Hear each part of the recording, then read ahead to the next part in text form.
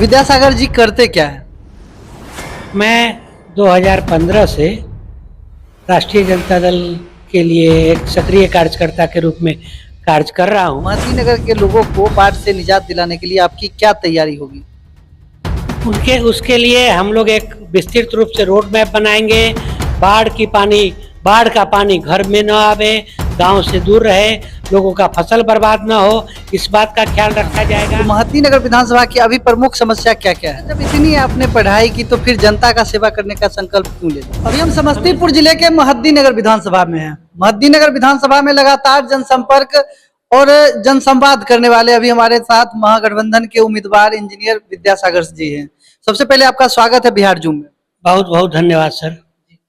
सबसे पहला मेरा सवाल एक ही रहेगा जो सभी लोगों के मन में चल रहा है, जो कई राजनीतिक पार्टी के जो प्रतिनिधि है वो भी ये सवाल करते हैं, क्या आपके पिताजी यहाँ पे लगातार 4 बार विधायक रहे, मंत्री भी रहे और निर्दलीय भी जीते हैं, क्या ये सही है?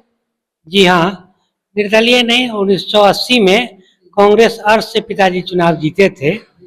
उनको उस टाइम में कांग्रेस अर्थ का उतना प्रभुत्व नहीं था अपने मोदी नगर विधानसभा क्षेत्र में, और उस वक्त कांग्रेस अर्थ के तरफ से कोई बड़े नेता बिहार में नहीं, मोदी नगर में प्रचार के संदर्भ में नहीं आए थे। तो ऐसा लोगों का कहना है कि 1980 में जो उनकी जीत हुई वो एज ए निर्दलीय कैंडिडेट के रूप में हुई।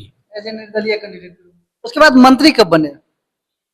1997 में मेरे पिताजी राबड़ी जी के मंत्रिमंडल में मंत्री बनाए गए। कितने बार? एक बार मंत्री रहे। एक बार मंत्री रहे। जब आपके पिताजी लगातार विधायक रहे, मंत्री भी रहे, तो विद्यासागर जी को राजनीति में जनता के बीच आने में इतना देर क्यों लगा? क्योंकि वो तो कहीं से भी आपको विधायक बना सकते थे। जब तक पिताजी स्वस्थ थे, सक्रिय राजनीति में जब तक पिताजी थे, पिताजी नहीं चाहते थे कि परिवार के किसी भी सदस्य का राजनीतिक रूप से हस्तक्षेप हो। उनका यह विचार था कि वो जीतते हैं समाज के सहयोग से, मोहद्दी नगर के सम्मानित मतदाताओं के सहयोग से, इसलिए उनका हर निर्णय समाज और समूह के द्वारा जो निर्णय होता था उसी आधार पे वो काम किया करते थे। विद्यासागर जी करते क्या है? मैं 2015 से राष्ट्रीय जनता दल के लिए एक सक्रिय कार्यकर्ता के रूप में कार्य कर रहा हूं। मैं 2015 से 2018 तक राष्ट्रीय जनता दल के टेक्निकल सेल का प्रदेश उपाध्यक्ष था, और संगठन में मुझे जो भी जिम्मेवारी दी गई उसको मैं बखूबी निभाने का प्रयास करता रहा हूँ। उससे पूर्व में मैं बेसिकली सिविल इंजीनियर था। मैंने इंजीनियरिंग की पढ़ाई पढ़ी, उसके बाद प्राइवेट सेक्टर में लगभग 21-22 साल तक नौकरी किया। मैंने इसी दौरान कैरियर के पॉइंट ऑफ व्यू से एमबीए की ज़रूरत हुई तो मैंने एमबीए किया। पटना यूनिवर्सिटी से मैं लॉ किया। तो शिक्षा के प्रति हमारा एक लगाव झुकाव रहा है। पिताजी की इच्छा थी कि परिवार का हर सदस्य कम से कम अच्छे से पढ़ाई लिखाई करे, ताकि किसी भी क्षेत्र में रहेगा तो वो अच्छा काम करेगा और उसका निर्णय सही होगा। अच्छा, जब इतनी आपने पढ़ाई की तो फिर जनता का सेवा करने का संकल्प क्यों ले लिए? हमेशा से गांधी जी विदेश से लॉ करके आए और देश को आजाद कराए। लालू जी एलएलबी हैं, शरद जी इंजीनियर थे, दिग्विजय सिंह वो इंजीनियर थे, मध्य प्रदेश के पूर्व मुख्यमंत्री। तो पढ़े लिखे लोग जब आएंगे समाज सेवा में तो निश्चित रूप से समाज का अच्छा विकास होगा। और हम तो आग्रह करेंगे जो प्रबुद्ध लोग हैं, शिक्षित लोग हैं, उनका भागीदारी निश्चित रूप से राजनीतिक रूप से होना चाहिए। महद्दी नगर विधानसभा में लगातार आप जनसंवाद कर रहे हैं, जनसंपर्क कर रहे हैं, लोगों से मिल रहे हैं, लोगों की समस्या को जान रहे हैं, तो महद्दी नगर विधानसभा की अभी प्रमुख समस्या क्या क्या है? अभी सबसे पहले तो हर जगह मैं चाहूंगा कि बच्चियों के लिए हर पंचायत में एक उच्च विद्यालय +2 तक के शिक्षा की व्यवस्था हो, और जो नवयुवक लड़के हैं या अभी जो छात्र छात्राएं हैं, इस पीढ़ी के बच्चों के लिए कुछ प्रोफेशनल कोर्स की व्यवस्था हो। सबसे पहले शिक्षा, स्वास्थ्य, फिर रोजगार की बात होगी। जब शिक्षा अच्छी होगी, शारीरिक रूप से स्वस्थ होंगे हमारे बच्चे, हमारे छात्र छात्राएं, तो निश्चित रूप से जीवन में वो सफल होंगे। उसके बाद जो कुछ काम बचे पड़े हैं, सड़क का, नाला का, कुछ सामुदायिक भवन का, प्राथमिक स्वास्थ्य केंद्र का, इन सब चीजों पर भी हम लोगों को ध्यान देना चाहिए। और जो भी लोग सामाजिक कार्य में जुड़े हैं उनका ध्यान इस तरफ होना चाहिए, ऐसा मैं व्यक्तिगत रूप से मानता हूँ। जी, जैसा कि महागठबंधन की जो अपनी विजन थी, उन्होंने अपना जाहिर किया कि गरीबों को 2000 पेंशन करेंगे, तो नीतीश कुमार जी ने 1100 कर दिया। बिजली बिल 200 यूनिट फ्री करेंगे तो 125 यूनिट फ्री कर दिया। आपने कहा +2 की व्यवस्था, तो हर पंचायत में +2 बन ही रहा है, तो फिर अलग क्या होने वाला है? बालिकाओं के लिए, मैं ये बालिकाओं के लिए कहा, स्पेशल बच्चियों के लिए नहीं। अगर तेजस्वी जी का है 2500, उसका नकल किए नीतीश जी। 10,000 मिल रहा है महिलाओं को। 10,000 तो दूसरे क्षेत्र में, ये सब ढोंग है। नहीं, महिलाओं को 10,000 अभी मिल रहा है। नहीं, हर महिलाओं को नहीं मिल रहा है ना। हर पंचायत, हर घर के एक महिला को मिल रहा है जीविका के माध्यम से। तो ये अभी जब चुनाव का समय आया, तो जब उनके सिर में आग लगा है तो वो कुआं खोदने के काम में लगे हैं। जब यही सब चीज करना था तो वो क्यों नहीं अपने 20-25 साल का जो कार्यकाल था, 2020 साल का, 2005 से लेके 25 तक का 20 साल के कार्यकाल में उन्होंने जो कुछ भी किया, इसका रोड मैप उनको देना चाहिए। और जो कार्यान्वित कर चुके हैं इसका विवरण उनको देना चाहिए। देखते होइएगा, एनडीए के सारे लोग का एक ही टारगेट है, लालू जी उनके परिवार के ऊपर आक्षेप लगाना। तो यह तरीका सही नहीं है और इससे इस चीज को यहाँ के लोग महसूस कर रहे हैं। यह तो समाजवाद की धरती है, यहाँ तो एनडीए बीजेपी का कहीं कोई अस्तित्व न रहा है, न रहेगा। कभी कभार 1-2 बार कोई धोखे से कुछ मौका मिल जाए वो अलग बात है, लेकिन यह जमीन कर्पूरी ठाकुर जी की जमीन है। जननायक कर्पूरी ठाकुर जी ने बहुत मेहनत से इस जमीन को सींचा है और अभी इस मिट्टी में वही स्वाद है, समाजवाद का ही टेस्ट है। अभी महादीनगर विधानसभा में महागठबंधन के बहुत सारे प्रत्याशी, और आना भी चाहिए क्योंकि लोकतंत्र है, कोई भी आ सकते हैं, सबकी अपनी अपनी महत्वाकांक्षाएं हैं।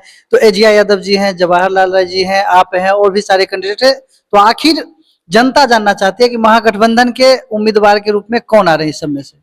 यही लोकतंत्र की खूबसूरती है। हर व्यक्ति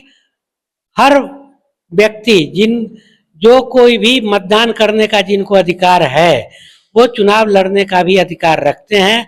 इसमें लोकतंत्र में पूरी स्वतंत्रता है। हर व्यक्ति अपनी अपनी विचार, अपना अपना प्रयास करेंगे।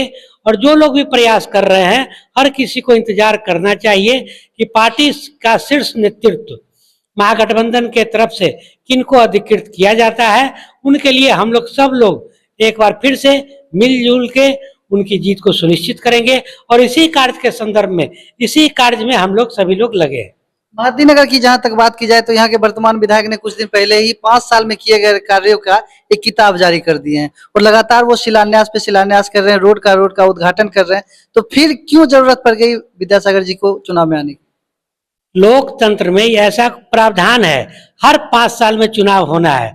यहाँ कोई नौकरी वाली बात नहीं है, सरकारी सेवा वाली बात नहीं है कि जिनको नौकरी मिल गई 60 वर्षों के बाद ही वो रिटायर होंगे। अब तो 10 साल में भी रिटायर करने जा रहे हैं, कॉन्ट्रैक्ट बेसिस पर बहाल कर रहे हैं। पूरा सिस्टम को ही इन लोगों ने अस्त व्यस्त करके रखा है। लेकिन जहां तक चुनाव की बात करें तो हर 5 साल पे चुनाव मतदान करने का मतदाताओं को, सम्मानित मतदाताओं को अधिकार है। और यह निर्णय हर व्यक्ति अपनी अपनी बात को रखते हैं, लेकिन यहाँ के प्रबुद्ध मतदाता और सम्मानित अभिभावकों के द्वारा यह निर्णय लेना है कि वो किन के पक्ष में हैं। उद्घाटन करना, अपनी बात को रखना, अपने किए गए कार्यों के बारे में लोगों के पास अपने तरफ से इस बात की सूचना देना, हर व्यक्ति अपना अपना काम करते हैं। लेकिन मैं तो यही मानता हूं कि यह जमीन महागठबंधन का है, महागठबंधन का रहेगा। और 2025 में भी निश्चित रूप से महागठबंधन के उम्मीदवार की जीत होगी। तेजस्वी जी की राज्य में सरकार बनेगी और तेजस्वी जी के विचारधारा को हम मोहद्दीनगर के सभी लोग मिलकर मजबूत करेंगे। अच्छा, तेजस्वी जी अभी एक जन अधिकार यात्रा निकाल रहे हैं, तो उसके बारे में क्या तैयारी, आपकी क्या तैयारी है? तेजस्वी जी बिहार अधिकार यात्रा के संदर्भ में 19 तारीख को सर्किट हाउस समस्तीपुर में स्टे करेंगे, रात्रि विश्राम है उनका। और 20 तारीख को सुबह सुबह ताजपुर में इनका एक कार्यक्रम है। इसी संदर्भ में मुसरी घरारी से 3.5 किलोमीटर जब हम ताजपुर की तरफ बढ़ेंगे तो गंगापुर चौक है, वहां पे हम अपने सभी मोहद्दी नगर के सम्मानित अभिभावकों, नौजवान साथियों और छात्रों से आग्रह करेंगे कि चलें। मुझसे जो संभव होगा मैं उनके लिए एक पैर पे खड़ा हूं। जो मुझसे संभव होगा मैं करूंगा। सब लोग मिलके तेजस्वी जी का स्वागत करेंगे, उनके उत्साह को बढ़ाएंगे और पूरे बिहार में जिस तरीके से तेजस्वी जी के पक्ष में माहौल बना है, उस माहौल में हम भी अपने तरफ से एक ईंट जोड़ने की कोशिश करेंगे। जो लोग महद्दी नगर विधानसभा के अभी बिहार जूम के माध्यम से आपको सुन रहे हैं, आपको देख रहे हैं, उनको क्या अपील करना चाहेंगे? उन लोगों से मेरा आग्रह होगा कि यह धरती समाजवाद की धरती है। एक बार फिर से 2025 में हमारे पुरखे जिस विचारधारा के साथ थे, हम लोग सब लोग मिलजुल के उस विचारधारा के जड़ को और मजबूत करें, उस वृक्ष को सींचे। एक आखिरी सवाल, महद्दी नगर विधानसभा में हर साल बाढ़ की त्रासदी लोगों को झेलना पड़ता है, मुआवजे मिलते हैं, लेकिन उससे क्या उनका घर वो तो नहीं बन पाएगा, तो उससे निजात दिलाने के लिए, महद्दी नगर के लोगों को बाढ़ से निजात दिलाने के लिए आपकी क्या तैयारी होगी? उसके लिए हम लोग एक विस्तृत रूप से रोड मैप बनाएंगे। बाढ़ का पानी घर में न आवे, गांव से दूर रहे, लोगों का फसल बर्बाद न हो, इस बात का ख्याल रखा जाएगा। और यदि फसल मुआवजा देने की बात होती है, पिताजी कहा करते थे कि जिस दिन वोटिंग हो गया, गिनती समाप्त हो गई, उस दिन के बाद से किसने आपको मतदान किया और किसने आपके विरुद्ध में मतदान किया, इस बात को भूल जाना चाहिए जीते हुए जनप्रतिनिधि को। और उनके नजर में हर व्यक्ति समान है और वो मोहद्दी नगर के एक एक व्यक्ति के विधायक हैं, एक एक व्यक्ति का प्रतिनिधित्व करते हैं। तो उनको इन सब बातों से ऊपर उठकर सरकार से को अपना मंतव्य से अवगत कराते हुए सरकार के द्वारा जो भी सुविधाएं हैं हर व्यक्ति से बगैर किसी भेदभाव तक पहुंचे, इसका प्रयास करना चाहिए। अपना समय देने के लिए बहुत बहुत धन्यवाद। बहुत बहुत धन्यवाद।